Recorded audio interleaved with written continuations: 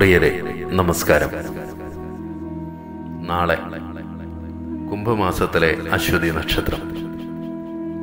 കുംഭമാസത്തിലാകുന്നു നമ്മുടെ ജന്മനക്ഷത്രം അശ്വതി നാളെന്ന് ജ്ഞാനപ്പാനയിൽ പൂന്താനം പാടുന്നു. 1547 മലപ്പുറത്തുള്ള പൂന്താനം ഇല്ലത്താണ് പൂന്താനം ജനിച്ചത്.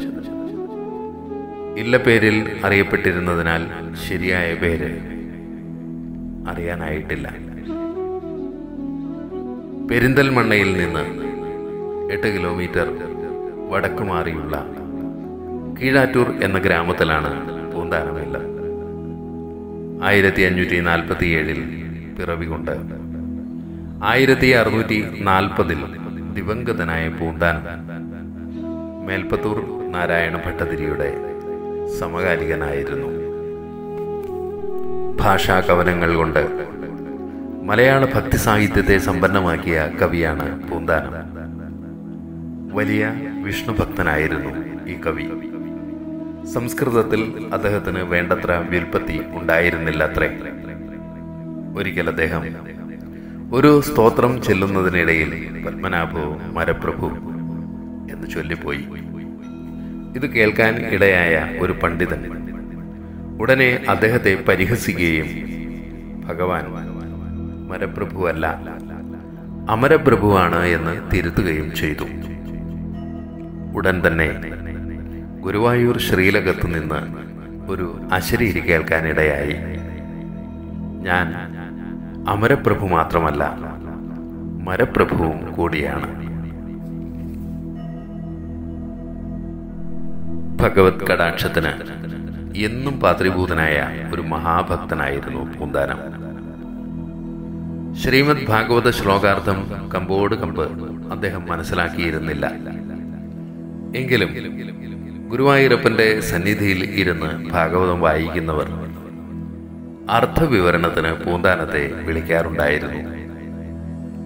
മനോധർമ്മത്തിന് അനുസരിച്ചാണ് അദ്ദേഹം കഥകൾ പറയുന്നത്. എങ്കിലും അവയിൽ നിറഞ്ഞു നൽകുന്ന ഭക്തിരസം ഭക്തരെ ഏറെ ആകർഷിച്ചിരുന്നു. ഒരിക്കൽ ഒരു ഭാഗവത പാരായണക്കാരനൊപ്പം ഇരുന്ന് പൂന്താനം രുക്മിണി സ്വയംവരം കഥ വിവരിച്ചു.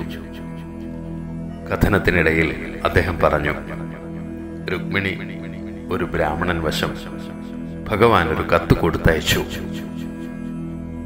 ഇത് കേൾക്കെ ഒരു പണ്ഡിതൻ ചോദിച്ചു, പൂന്താനം, ഭാഗവതത്തിലെ ഏത് ശ്ലോകത്തിലാണ് കത്ത് കൊടുത്തതായി പറയുന്നത്? ആകെ വിഷമിച്ചു ആ പാവം കവി. അങ്ങനെയൊന്നുണ്ടോ എന്ന് പോലും തനിക്കറിയില്ല. അപ്പോഴേക്കും ശ്രീലകത്ത് നിന്ന് ഒരശരീരിക്ക് മുഴങ്ങി. കത്ത് കൊടുത്തില്ല എന്ന് ഏതെങ്കിലും ശ്ലോകത്തിൽ പറഞ്ഞിട്ടുണ്ടോ? രുക്മിണിയുടെ കത്തുമായാണ് ആ ബ്രാഹ്മണനെന്ന് എനിക്കരികിൽ വന്നത്. ഇതാണ് ഭക്തനോടുള്ള ഭഗവാന്റെ കാരുണ്യം. പൂന്താനത്തിന്റെ ജീവിതം തന്നെ അതിനൊരു ഉത്തമ ദൃഷ്ടാന്തമാണ്. 16-17 നൂറ്റാണ്ടുകൾ ഒട്ടേറെ അശാന്തികളുടെ കാലഘട്ടമായിരുന്നു. വൈദേശിക ആധിപത്യം, രാജാക്കന്മാർ തമ്മിലുള്ള ഏറ്റുമുട്ടലുകൾ, സംഘർഷങ്ങൾ, കലാപങ്ങൾ, അങ്ങനെ പലതും. ധാർമ്മികമായ അധപതനത്തിന്റെ നാളുകളിൽ ഭക്തിയിലൂടെ ധർമ്മത്തിലേക്ക് എന്ന ലക്ഷ്യവുമായി നിരവധി ഭക്തകവികൾ ധർമ്മ സംസ്ഥാപന ഉത്തരവാദിത്വം ഏറ്റെടുത്തു. പുരാണ ഇതിഹാസങ്ങൾക്ക് അവർ പുനരാവിഷ്കാരങ്ങൾ നടത്തി. നിരവധി കീർത്തനങ്ങൾ രചിക്കപ്പെട്ടു. മലയാള ഭാഷയിൽ ഈ രംഗത്ത് പ്രാതസ്മരണീയൻ തുഞ്ചത്ത് രാമാനുജൻ എഴുത്തച്ഛനാണ്. പൂന്തേനാം പലകാവ്യം കണ്ണനു നിവേദിച്ച പൂന്താനം ജ്ഞാനപ്പാന പാടിയ പുംസ്കോകിലം എന്ന് വള്ളത്തോൾ പ്രകീർത്തിച്ച പൂന്താനമായിരുന്നു അടുത്ത കവി. 50-ലേറെ കൃതികൾ പൂന്താനം രചിച്ചിട്ടുണ്ട്. പാന, സ്തോത്രം, കീർത്തനം എന്നീ വിഭാഗങ്ങളിലായാണ് ഈ കൃതികൾ ഉൾപ്പെടുന്നത്. ജ്ഞാനപ്പാന, സന്താനഗോപാലം പാന എന്നിവ പാന വിഭാഗത്തിലും, ശ്രീകൃഷ്ണ കർണാമൃതം, ഘനസംഘം എന്നിവ സ്തോത്ര കൃതികളിലും അമ്പാടി തന്നിൽ ഒരു ഉണ്ണി ഉണ്ട് അങ്ങനെ നരനായി ഇങ്ങനെ ജനിച്ചു ഭൂമിയിൽ, നരകവൈരിയാം അരവിന്ദാക്ഷന്റെ തുടങ്ങിയവ കീർത്തന വിഭാഗത്തിലും പെടുന്നവയാണ്. പൂന്താനം പാനസാഹിത്യത്തിന്റെ ഉപജ്ഞാതാവാണ്. സർപ്പിണി വൃത്തത്തിലുള്ള പാനപ്പാട്ടുകൾ ഭക്തിഭാവത്തിന് അനുയോജ്യമാണ്. അങ്ങനെ എഴുതപ്പെട്ടതാണ് പ്രചുര പ്രചാരം ശ്രദ്ധിച്ച ജ്ഞാനപ്പാന. 362 വരികളിൽ ഒതുങ്ങുന്ന ഒരു ലഘുകാവ്യം. ജ്ഞാനപ്പാനയുടെ രചനയ്ക്ക് പിറകിൽ ഒരു കഥയുണ്ട്. ഏറെക്കാലം അനവത്യത ദുഃഖത്തിൽ കഴിഞ്ഞ ഒരാളാണ് പൂന്താനം. ഉണ്ണിയൊന്നുണ്ടായി കാണാൻ ഒരുപാട് ആഗ്രഹിച്ചു. ഏറെ കാത്തിരിപ്പിനൊടുവിൽ അദ്ദേഹത്തിനൊരു ഉണ്ണി പിറന്നു. എന്നാൽ ആ കുട്ടിയുടെ പിറന്നാൾ ദിനത്തിൽ മരണം ആ കുഞ്ഞിനെ തട്ടിയെടുത്തു. അത് പൂന്താനത്തിന് താങ്ങാവുന്നതിന് അപ്പുറമായിരുന്നു. തീവ്ര ദുഃഖത്തിലേക്ക് പതിച്ചു സാധുവായ ആ അന്തണൻ. ഭഗവത് ഭക്തി ഒന്നു മാത്രമാണ് ദുഃഖത്തിൽ നിന്ന് കരകയറാനുള്ള ആശ്രയമെന്ന് അദ്ദേഹത്തിന് ബോധ്യമായി. ഭക്തിയുടെ പാരമ്യത്തിൽ അതിനാൽ അദ്ദേഹം പാടി, ഉണ്ണികൃഷ്ണൻ മനസ്സിൽ കളിക്കുമ്പോൾ ഉണ്ണികൾ മറ്റു വേണമോ മക്കളായി. തീവ്ര ദുഃഖത്തിന്റെയും ഭക്തിപാരവശ്യത്തിന്റെയും വിവേകത്തിന്റെയും സൃഷ്ടിയാണ് ജ്ഞാനപ്പാന.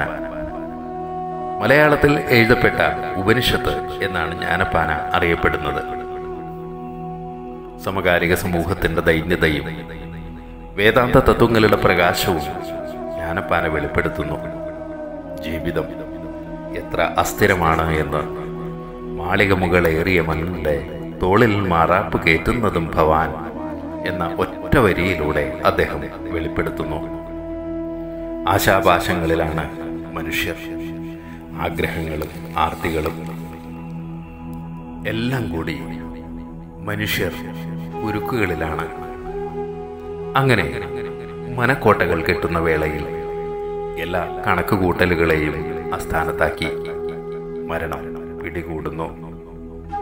ചത്തുപോകുന്നു. പാപം ശിവശിവ എന്ന് പൂന്താനം പാടുന്നു. ശ്രീകൃഷ്ണ കർണാമൃതം എന്ന കാവ്യം അദ്ദേഹം ഒരിക്കൽ സംസ്കൃത പണ്ഡിതനും കവിയുമായ മേൽപ്പത്തൂർ നാരായണ ഭട്ടതിരിയോട് ഒന്ന് പരിശോധിച്ചു തരുന്നതിന് അപേക്ഷിച്ചു. ഗുരുവായൂരപ്പന്റെ സന്നിധിയിൽ വച്ചായിരുന്നു പൂന്താനത്തിന്റെ ഈ അപേക്ഷ. എന്നാൽ പണ്ഡിതവരേണ്യനായ മേൽപ്പത്തൂരിന് പൂന്താനത്തിന്റെ പച്ച മലയാളത്തിലുള്ള കാവ്യം അത്ര രുചിച്ചില്ല.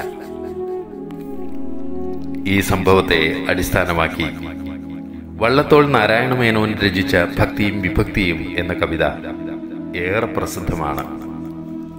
1000 സുസംസ്കൃത ശ്ലോകപുഷ്പത്താൽ ഗുരുവായൂമന്ദിരേശനെ പൂജിച്ച വഴി പോലെ ആയുരാരോഗ്യ സൗഖ്യം നേടിയ കവീന്ദ്രനാം ശ്രീയുത നാരായണ ഭട്ടതിരി പൂന്താനത്തിന്റെ കാവ്യത്തെ തിരസ്കരിച്ചു. അദ്ദേഹം പറഞ്ഞു, മറ്റു വല്ലവരെയും കാട്ടിക്കൊള്ളുക ഭാഷാശ്ലോകം. അപ്രതീക്ഷിതമായ മറുപടിയിൽ അടിപതറിയ പൂന്താനത്തിന്റെ മനോദുഃഖം ശ്രീ ഗുരുവായൂരപ്പൻ തിരിച്ചറിയാതിരുന്നില്ല.